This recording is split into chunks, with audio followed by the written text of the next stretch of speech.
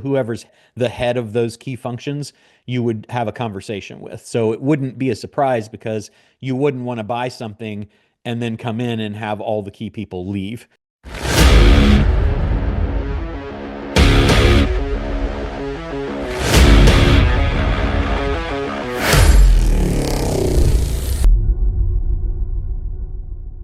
I had a unique situation last night. The wife and I were like, we don't want to cook tonight. Let's go out to a favorite restaurant, local restaurant slash bar that we haven't been to for a few months. Uh-huh. We noticed there's nobody we recognize there. And so we talked to that waitress and they go, what's going on? Everybody's new. The menu seems to be a little different. Oh, well, the owner sold. I'm going, well, why is everybody brand new? The previous owner didn't say anything to any of the employees. They all get ticked off and left. When you're looking at these businesses, and do you get the seller to make sure that they disclose and that the employees are all on board? It's a great question.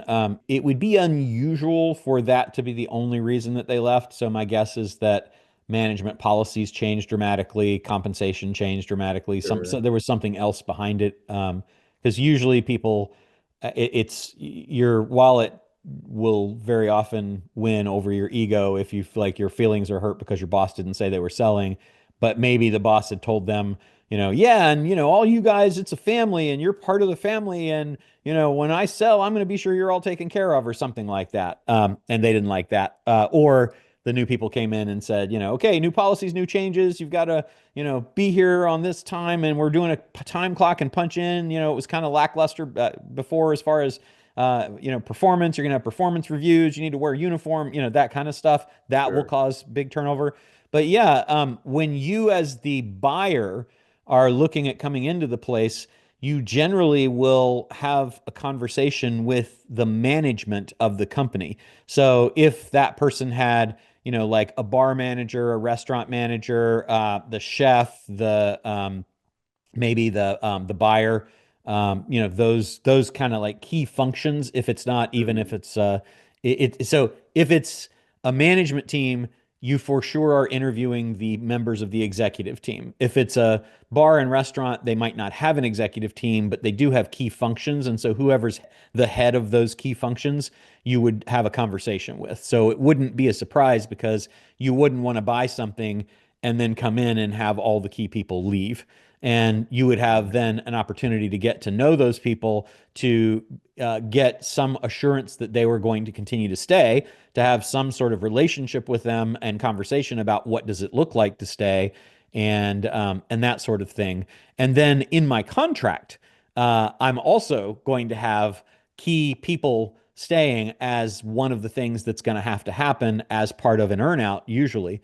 And if not, then there's usually an amount that's withheld. And so we might withhold 20 to 25% of the purchase price in what's called a basket or an escrow account. And then that amount would be there for me to offset against in the event that something happened that I didn't like a key employee leaving. So it wouldn't be typically a thing that would be a surprise to you to happen as a buyer if you're doing that kind of approach. As a seller, you have to be really careful. We're going through a sales process in one of our companies right now, and the only people who know are need to know people, but they're people generally on the executive team because the buyers are going to want to talk to those people. So we have to have conversations with them before we tell them that we're going to have buyers talk to them, so they don't freak out, and they're going to be involved in that process because they will be important, to us getting the valuation we want. So that's kind of the balance. You just really have to be careful with it. So an earnout would be a good way to protect yourself. I think the earnout is the best way to do Yeah, that for sure. And I cool. mean, and conversations. Like I wouldn't buy something with no conversation. And similarly, like as the buyer, don't make the mistake. We had a dry cleaning service that we've been using where we are for, I think about 10 years. And it was great. And the company just sold. They didn't tell any of the customers that it sold. Just one day, we noticed that the service quality dropped dramatically. I mean, like dramatically off a cliff. And And then we found out when we tried to call and talk to the person that we'd known for years that they had sold. So they didn't even announce it to the customers. But more importantly, these people that bought it, who just aren't really good at business, at least, I mean, in my opinion, they're not, because they're certainly not good at service. They paid for it, and we were within 30 days so dissatisfied with the service after trying to get them to do what they needed to do that we went to another dry cleaner here, and they said we've literally had over 100 people come from that. It's the best thing that's ever happened to us. So for that buyer of that business to have not like worked on systems or had some communication with the customers even about what was going on, no transition plan, no Wow. campaign to keep customers, nothing like that. They're not getting what they bargained for in buying it, right? And and Yeah.